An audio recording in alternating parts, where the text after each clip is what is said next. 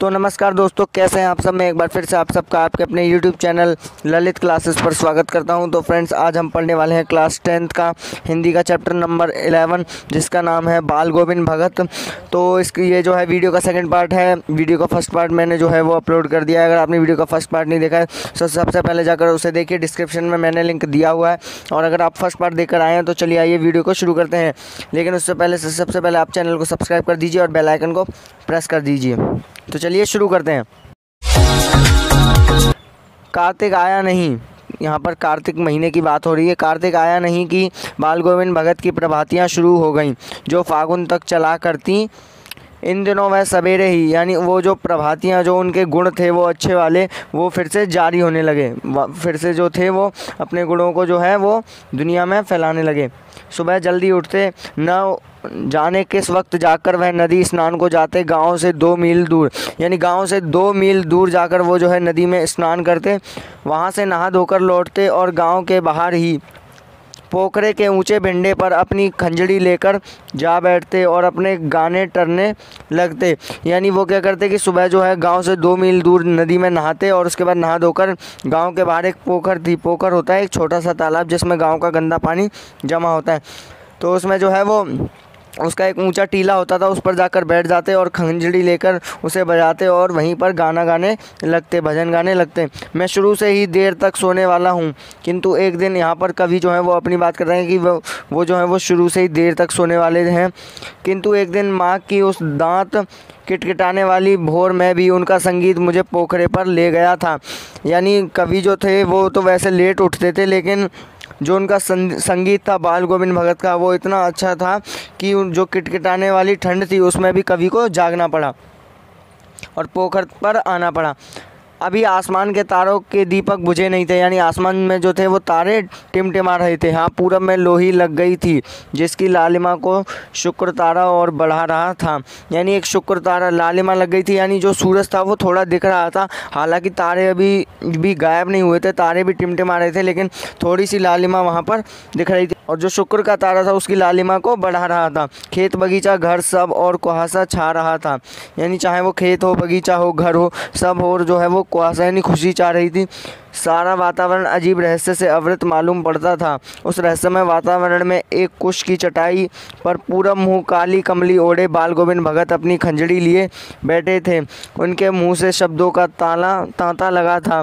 उनकी अंगुलियां खंजड़ी पर लगातार चल रही थी, यानी वो जो थे लगातार अपना भजन गाए जा रहे थे और उनकी जो उंगलियां थी वो खंजड़ी से हट नहीं रही थी। गाते गाते इतने मस्त हो जाते, इतने सुरूर में आते, उत्तेजित हो उठते और कि मालूम होता अब खड़े हो जाएंगे।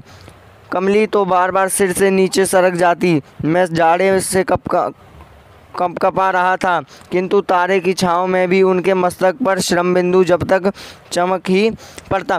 यहाँ पर कवि बोलते हैं कि मैं जो था वो ठंड से कँपा रहा था, लेकिन जो बाल गोविंद भगत थे उन्हें जो है उनके माथे पर हमेशा चमक रहे। हालांकि खंजड़ी बजाते बजाते बाल गोविंद भगत की टोपी जरूर खिसक जाती थी, लेकिन उनके जो है बिल्कुल भी उन्हें कोई उससे फ़र्क नहीं पड़ता था।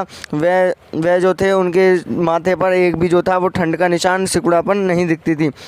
गर्मियों में उनकी संज्ञा कितनी उमस भरी शाम को न शीतल करती, यानी गर्मियों में जो शाम में उमस भरी रहती हैं, उनको जो भजन था उनका वो उसे शीतल कर देता था। अपने घर के आंगन में आसन जमा बैठते। गांव के उनके कुछ प्रेमी भी जुट जाते, यानी वो गांव के कुछ अपने प्रेमियों के साथ जुटकर अपने आंगन में जो थे भजन कीर्तन करते। खंजड़ियों और करतालों की भरमार हो जाती। एक पद बाल गोविंद भगत कह जाते, उनकी प्रेमी मंडली उसे दोहराती तिहराती। यानी एक जो उनका संगीत था कबीर जी का, वो पहले बाल गोविंद भगत एक बार कहते, उसके बाद जो उनकी मंडली थी पूरी वह उसे 2 बार कहती, उसे 3 बार तिहराती। धीरे धीरे स्वर ऊंचा होने लगता, एक निश्चित ताल, एक निश्चित गति से, यानी धीरे धीरे जो स्वर था गाने का वो ऊंचा होने लगता। उस ताल स्वर के चढ़ाव के साथ श्रोताओं के मन भी ऊपर उठने लगते। धीरे धीरे मन तन पर हावी हो जाता है, यानी जो मन था, जो हमारा उनका जो मन था वो उनके तन पर हावी हो जाता। उन्हें पता नहीं रहता कि वो क्या कर रहे हैं। होते होते एक क्षण ऐसा आता कि बीच में खंजड़ी लिए बाल गोविंद भगत नाच रहे हैं और उनके साथ ही सबके तन और मन नृत्यशील हो उठे हैं। सारा आंगन नृत्य और संगीत से ओतप्रोत है। यानी खंजड़ी बजाते बजाते, करतालों को बजाते बजाते एक समय ऐसा आता कि बाल गोविंद भगत नाचने के लिए खड़े हो जाते और उनके साथ जो उनकी पूरी मंडली थी वो भी नृत्य करने लगती। बाल गोविंद भगत की संगीत साधना का चरम उत्कर्ष उस दिन देखा गया जिस दिन उनका बेटा मरा। यानी जिस दिन उनका बेटा मरा उस दिन उनकी जो संगीत की साधना और सीमा थी उसको पूरी तरह से कवि ने वहाँ पर देखा। वह कुछ मस्त और बोदा सा था। यानी उनका जो बेटा था वो इकलौता बेटा था और कुछ सुस्त रहता था हमेशा, बोदा यानी छोटा था हाइट में, किंतु इसी कारण बाल गोविंद भगत उसे और भी मानते। उनकी समझ में ऐसे आदमियों पर ही ज़्यादा नज़र रखनी चाहिए, प्यार करना चाहिए, क्योंकि ये निगरानी और मोहब्बत के ज़्यादा हकदार होते हैं। यानी बाल गोविंद भगत का ये मानना था कि जो इस तरह से जो लोग होते हैं जो हाइट में छोटे हों या फिर उन्हें कोई परेशानी हो, उन लोगों को ज़्यादा प्यार मिलना चाहिए, क्योंकि वो ज़्यादा प्यार और निगरानी के हकदार होते हैं। बड़ी साथ से उसकी शादी कराई थी। यानी उनका जो बेटा था बड़ी मिन्नतों से उसकी शादी हुई थी। पतोहू बड़ी ही सुभग और सुशील मिली थी। घर की पूरी प्रबंधिका बनकर भगत को कुछ दुनियादारी से निवृत्त कर दिया था उसने। उनका बेटा बीमार है इसकी खबर रखने की लोगों को कहाँ फुर्सत है, किंतु मौत तो अपनी और सबका ध्यान खींचकर ही रहती है। यानी उनकी जो बतहू यानी उनकी जो बहू थी वो बहुत ही सुशील थी, बहुत ही अच्छी थी। वह पूरे घर को अकेली संभाल लेती थी और बाल गोविंद भगत को भी वह दुनियादारी के बारे में कुछ चीज़ें बताती थी। लेकिन अब जब उनका बेटा मर गया तो अब लोगों के पास इतना समय तो था नहीं कि उसके बीमार होने की खबर रखें। उस लड़के की, जो बाल गोविंद भगत का लड़का था, उसके बीमार होने की खबर रखें, इतना तो लोगों के पास समय नहीं था। लेकिन जब उसके मृत्यु की खबर आई तो सबका ध्यान जो था वो बाल गोविंद भगत के घर की तरफ चला गया। हमने सुना बाल गोविंद भगत का बेटा मर गया। यानी कवि जो है उन्होंने सुना कि जो बाल गोविंद भगत का बेटा है वो मर गया। कौतूहलवश उनके घर गया, देखकर दंग रह गया। बेटे को आंगन में एक चटाई पर लिटाकर एक सफ़ेद कपड़े से ढक रखा है। वह फूल तो हमेशा ही रोपते रहते, उन फूलों में से कुछ तोड़कर उस पर बिखरा दिए गए हैं और तुलसी दल भी सिरहाने एक चिराग जला रखा है। यानी यहाँ पर जो थे वो यहाँ पर कवि कह रहे हैं कि जैसे ही मुझे पता चला कि बाल गोविंद भगत का जो पुत्र है वो मर गया है तो वो जल्दी जल्दी भागे भागे उनके घर गए और वहाँ पर जाकर देखा कि जो फूल हैं उनके शरीर सफ़ेद कपड़े से जो है उनके बेटे को ढका हुआ है और बाल गोविंद भगत जो हैं वो उनके पास बैठे हैं अपने बेटे के पास, और उनके शरीर पर जो है वो फूल हैं और उनके सिरहाने तुलसी दल रखे हुए हैं और उसके सामने ज़मीन पर ही आसन जमाए गीत गाए चले जा रहे हैं। वही पुराना स्वर, वही पुरानी तल्लीनता। यानी जो बाल गोविंद भगत वहाँ बैठे हैं वह वहाँ पर अपने गीत गाए जा रहे हैं उसी स्वर के साथ और उसी पुरानी तल्लीनता के साथ। घर में पतहू रो रही है जिसे गांव की स्त्रियां चुप कराने की कोशिश कर रही हैं, किंतु बाल गोविंद भगत गाए जा रहे हैं। हाँ, गाते गाते कभी कभी पतहू के नज़दीक भी जाते और उसे रोने के बदले उत्सव मनाने को कहते। यानी वो भगवान में इतना लीन थे कि जब उनका पुत्र मर जाता है तो वो अपनी बहू से रोने के लिए नहीं कहते, वो कहते हैं कि तुम उत्सव मनाओ। अब वो ऐसा क्यों कहते हैं? आत्मा परमात्मा के पास चली गई, विरहिणी अपने प्रेमी से मिली, भला इससे बढ़कर आनंद की बात कौन। यानी वो कहते हैं कि जो आत्मा है उसका मेल परमात्मा से हो चुका है और जो विरहिणी यानी जो अपने प्रेमी से बिछड़ जाती है वो अपने प्रेमी से मिल चुकी है, और इससे बड़ी आनंद की बात क्या हो सकती है। मैं कभी कभी सोचता है पागल तो नहीं हो गए, किंतु नहीं, वह जो कुछ कह रहे थे उसमें उनका विश्वास बोल रहा था। यानी कवि को कभी कभी लगता था कि वो जो है वो पागल हो गए, लेकिन ऐसा कुछ नहीं था। जो बाल गोविंद भगत का विश्वास था वो ऐसा कहता था, वह चरम विश्वास जो हमेशा ही मृत्यु पर विजयी होता आया है। बेटे के क्रियाक्रम में तूल नहीं किया, पतोहू से ही आग दिलाई उसकी, किंतु जो ही श्राद्ध की अवधि पूरी हो गई पतोहू के भाई को बुलाकर उसके साथ कर दिया।